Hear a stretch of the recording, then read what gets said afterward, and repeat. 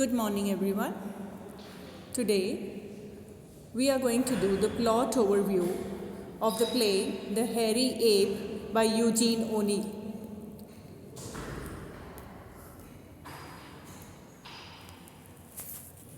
In this play, the firemen, workers who shovel coal into the engine of a transatlantic ocean liner sit in the forecastle of the ship, drinking and carrying on with each other.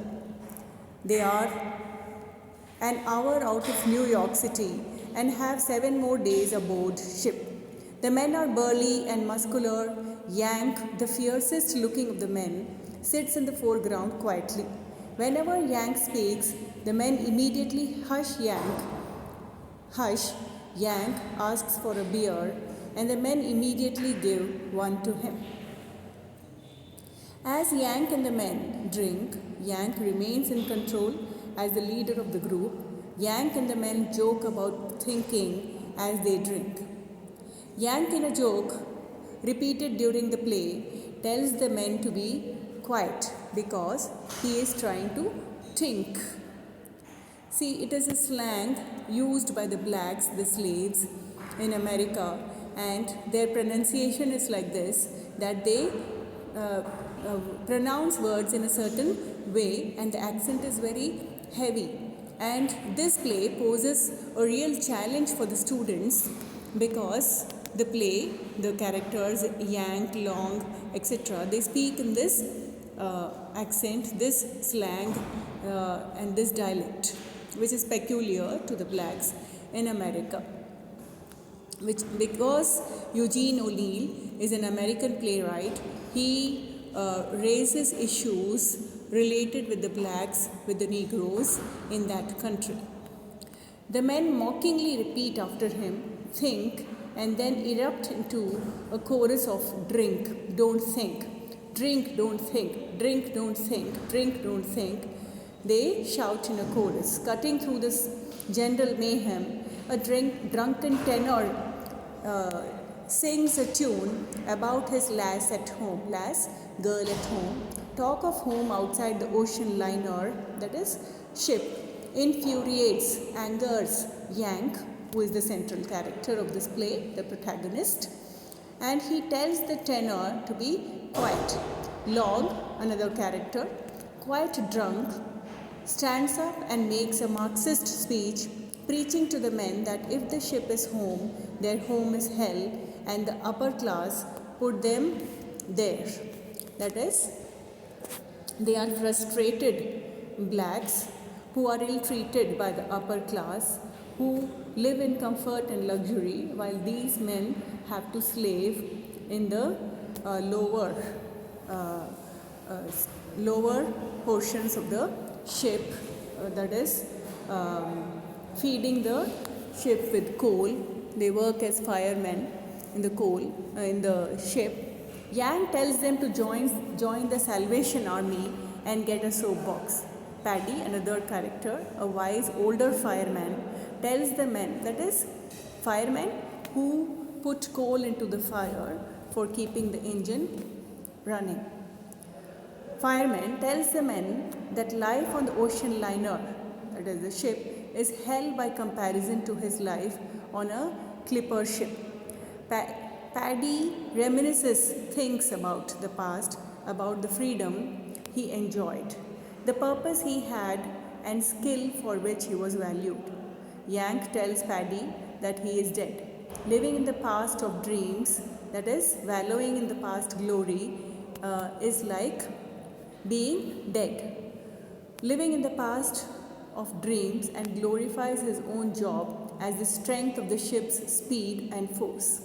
See, till now in the play you will see that Yank has his own self-esteem and is not frustrated. But now Mildred and her aunt lounge on the promenade deck of the ocean liner. Mildred, who is an upper class girl, who lounges on the promenade deck of the ocean liner with her aunt, and Mildred and her aunt discuss Mildred's need to do service for the poor. I mean, she's a snob, but she wants to pretend to be very kind and charitable and They discuss about the need to do service for the poor. Mildred worked with the poor in the Manhattan's Lower East Side, that is, area of poor, and is currently on her way to do more service projects in Europe. Mildred's aunt characterizes Mildred's service as slumming and does not understand why she has to do it. She does not, being from upper class, she actually detests being with the poor or helping them. Internationally, Mildred's aunt tells Mildred that her service work just makes the poor feel poorer. This is her idea of help or charity.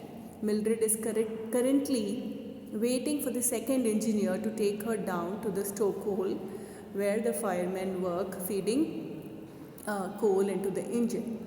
Mildred told a lie that her father, the president of Nazareth Steel, has given her permission. When he arrives, the second engineer escorts Mildred, clad in a white dress. She refused to change out of down into the stokehole. Yank and the men are hard at work, shoveling coal in the noisy stokehole at the opening of the scene. Scene 3.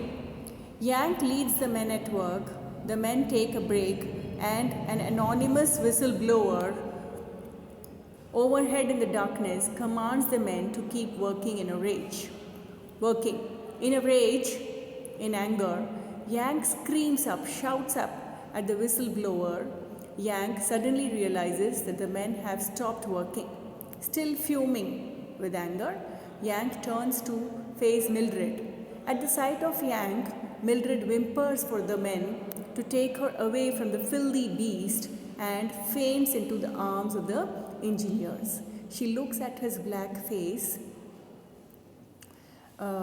sweating with the hard work he is doing of feeding coal into the engine as a fireman, and the color of his skin, his appearance looks beastly to the snob Mildred of the upper class, and this is the beginning of Yank's frustration, because discrimination on the basis of color is not to be encouraged, and in this play this issue is raised very poignantly and very touchingly. The men have again gathered in the stokehole in scene 4.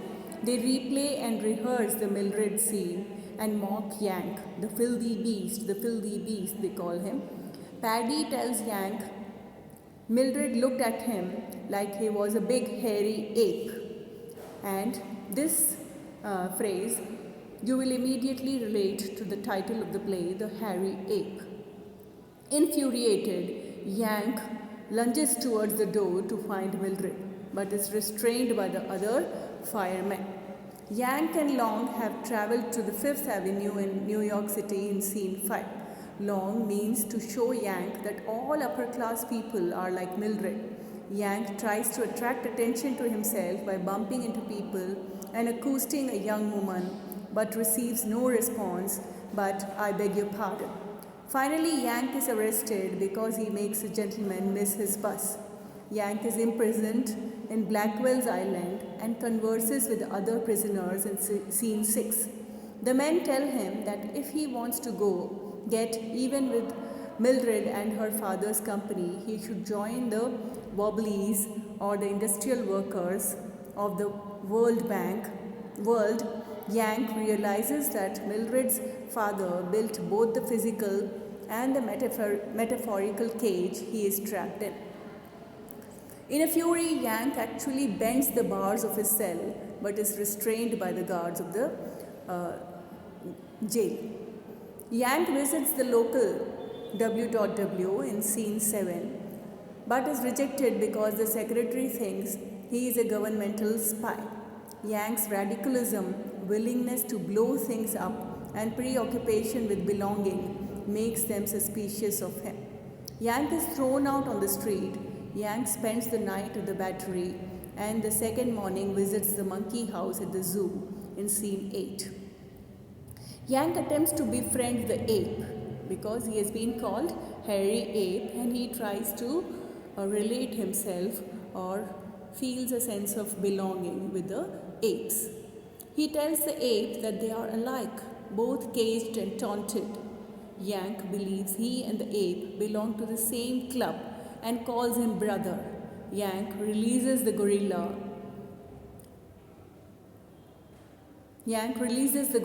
from his cage and approaches the ape to shake his hand. The gorilla springs on Yank, crushes Yank with his massive arms, and then tosses Yank into his cage. Yank dies in the gorilla's cage. It's a very poignant, very sad ending of the play, and the message which is conveyed about the sense of belonging, about the alienation of the blacks, we are going to discuss in the coming few videos. And this much for the plot overview, a brief summary of the play. We will do a scene by scene summary in the next video. Till then, thank you.